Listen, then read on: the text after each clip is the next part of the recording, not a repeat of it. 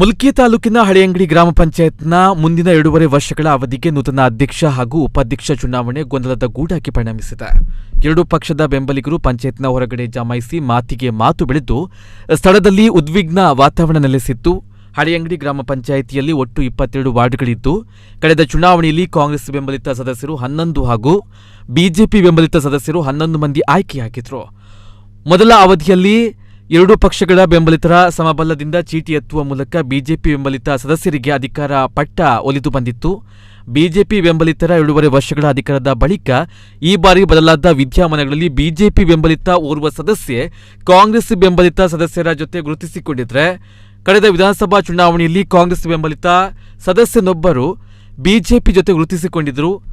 ಬದಲಾದ ವಿದ್ಯಮಾನದಲ್ಲಿಯೂ ಸಮಬಲವಾಗಿದ್ದು ಮಾತ್ರವಲ್ಲದೆ ಕಾಂಗ್ರೆಸ್ ಬೆಂಬಲಿತ ಮಹಿಳಾ ಸದಸ್ಯರೊಬ್ಬರು ಭ್ರಷ್ಟಾಚಾರದ ಆರೋಪದ ಕಾರಣ ಅವರ ಸದಸ್ಯತ್ವ ರದ್ದಾಗಿತ್ತು.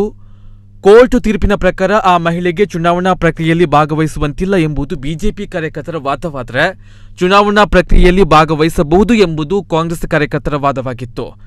ಈ ಕಾರಣದಿಂದ ಚುನಾವಣೆ ನಡೆಯದೆ ಸ್ಥಳದಲ್ಲಿ ಕಾಂಗ್ರೆಸ್ ಮತ್ತು ಬಿಜೆಪಿ ಸದಸ್ಯರು ಜಮಾಯಿಸಿ ಮಾತಿಗೆ ಮಾತು ಬೆಳೆದು ಉದ್ವಿಗ್ನ ಪರಿಸ್ಥಿತಿ ನಿರ್ಮಾಣವಾಗಿತ್ತು.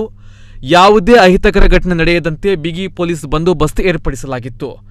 ಮಧ್ಯಾಹ್ನ 12 ಗಂಟೆಗೆ ಚುನಾವಣಾ ಪ್ರಕ್ರಿಯೆ ನಡೆದು 1 ಗಂಟೆಗೆ ಫಲಿತಾಂಶ ಬರಬೇಕಾಗಿದ್ದರೂ ಸಂಜೆ 5 ಗಂಟೆಯವರೆಗೆ ಚುನಾವಣೆ ನಡೆಯಲಿಲ್ಲ.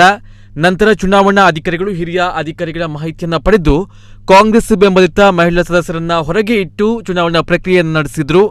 ಈ ಸಂದರ್ಭ ಬಿಜೆಪಿ ಬೆಂಬಲಿತ ಪೂರ್ಣಿಮಾ ಅಧ್ಯಕ್ಷರಾಗಿ ಮತ್ತು ಚಂದ್ರಿಕಾ ಕೋಟ್ಯನ್ ಉಪಾಧ್ಯಕ್ಷರಾಗಿ ಆಯ್ಕೆಯಾದರು. ಬಿಜೆಪಿ ಬೆಂಬಲಿತರು ಆಯ್ಕೆಯಾಗ್ತಾ ಇದ್ದಂತೆಯೇ ಬಿಜೆಪಿ ಕಾರ್ಯಕರ್ತರು ಘೋಷಣೆ ಕೂಗ್ತಾ ಇದ್ದಂತೆಯೇ ಕಾಂಗ್ರೆಸ್ ಬೆಂಬಲಿತರು ಅಧಿಕಾರಿಗಳ ವಿರುದ್ಧ ಘೋಷಣೆ ಕೂಗಿದ್ರು.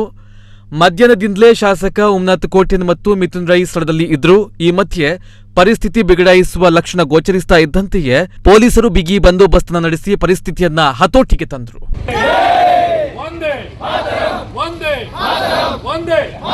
ಭಾರತೀಯ ಜನತಾ ಪಾರ್ಟಿ